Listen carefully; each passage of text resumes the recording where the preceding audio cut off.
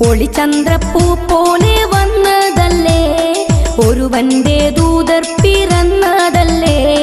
മക്കത്തെ മുഖ്യ ഖുറൈശി വീട്ടിൽ മഹ്മൂദ് ത്വാഹ ജനിച്ചതല്ലേ.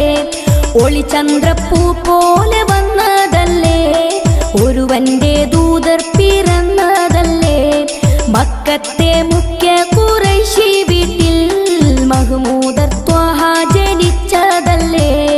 യാ നബി സലാം, യാ റസൂൽ സലാം, ഹാത്തിമുൻ നബി അവരില്ലായിരം സലാം.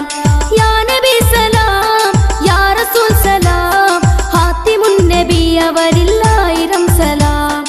ഒളിചന്ദ്രപ്പൂ പോലെ വന്നതല്ലേ, ഒരുവന്റെ ദൂതർ പിറന്നതല്ലേ. മക്കത്തെ